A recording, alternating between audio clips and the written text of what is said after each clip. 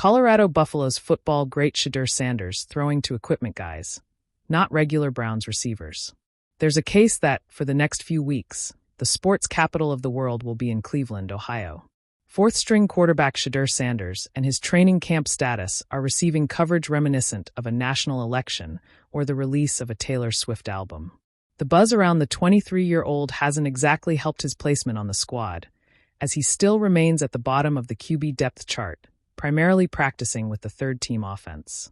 Shedeur has plenty of time this summer to improve his current position, but one talking head provided a grim update that suggests the rookie signal caller should focus on just making the roster.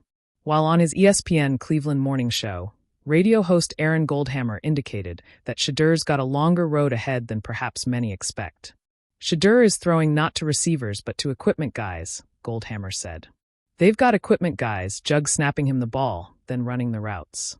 Mahomes is throwing to Kelsey, and Shedeur is throwing to equipment guys. The fact that Shedeur can't even get some reps in with some UDFA pass catchers suggests he's far from guaranteed to be on the Browns at the start of the upcoming campaign. Perhaps this was a punishment for his numerous speeding citations, but it's more likely the staff just had nothing useful for him to do, which is telling.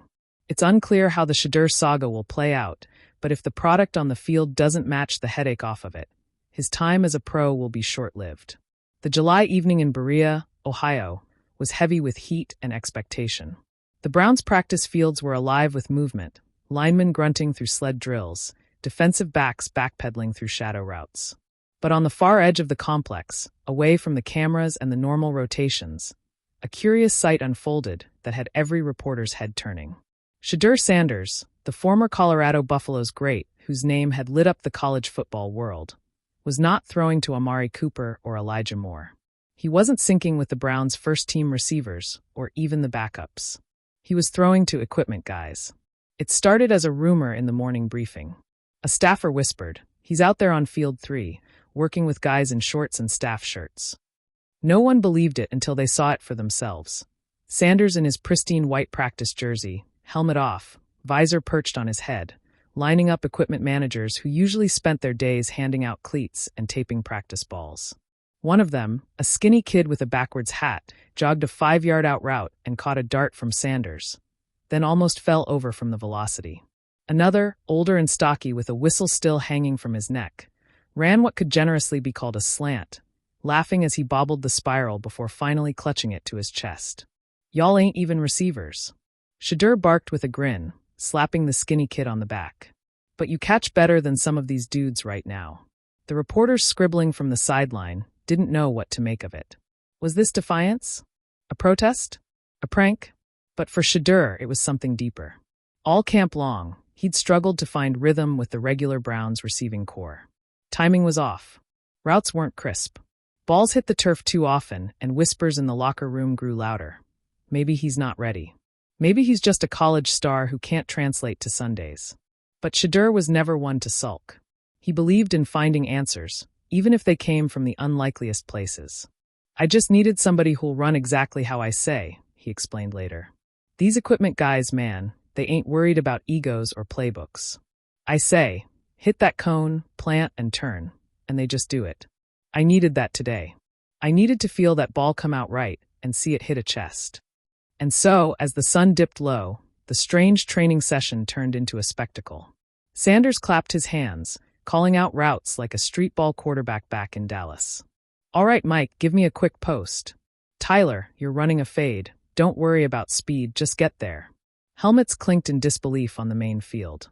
A few Browns receivers wandered over during water breaks, watching as the equipment guys dropped passes and then slowly began to improve, taking coaching from a quarterback who was supposed to be theirs. By the second hour, something changed. Sanders' footwork sharpened, his throws grew crisper, his confidence radiated like the fading light around him. Even the staffers began to settle in, routes cleaner, cuts sharper. A manager caught a perfect sideline toe-tap ball and was mobbed by his fellow staffers, laughter echoing across the field. "Man," Sanders laughed, "y'all gonna make me look bad. Can't have the world thinking my best receivers wear cargo shorts." Later that night in the locker room, the real receivers confronted him, not angrily but with curiosity. Amari Cooper leaned against a locker, arms folded. You out there building a new squad, Rook? He teased. Shedeur grinned. Just getting my rhythm, man. Y'all got your thing going, I got mine. But tomorrow? Tomorrow we cook together. There was a pause, then a chuckle from Elijah Moore. All right then. Just don't let that dude in the staff shirt take my spot. The next day, the ripple effect was visible. Sanders stepped into 7-on-7 drills with a renewed sharpness. Timing routes that had sputtered days before now clicked. He threaded a ball between two defenders to Cooper, who nodded approvingly as he jogged back. A sideline out to Moore hit perfectly in stride. Coaches exchanged glances. This was the version of Sanders they remembered from Colorado, the one who threw for thousands of yards with unshakable poise. When asked again about the equipment guy session, Sanders shrugged with that trademark smile. Quarterback's job is to find a way, man. I ain't too proud to get my reps wherever I can. Football's football, whether you're throwing to an all-pro or a dude who just finished loading Gatorade coolers. You throw, they catch, you get better. That's it. By the end of the week, the story had gone viral. Clips surfaced online. Shedeur zipping passes to staffers, laughing and high-fiving them like they were pro bowlers. Fans debated whether it was genius or desperation. Former players chimed in on talk shows, some calling it old-school grit, others saying it was a sign of chaos in camp. But those who saw it up close understood something deeper. This was Shedeur Sanders refusing to let circumstance dictate his growth. This was a young quarterback carving his own path in a league that offers no shortcuts. And somewhere in the Browns complex, a group of equipment managers still couldn't stop smiling. One of them posted a blurry photo of himself catching a Sanders spiral, captioning it, "Not a receiver, but today I was."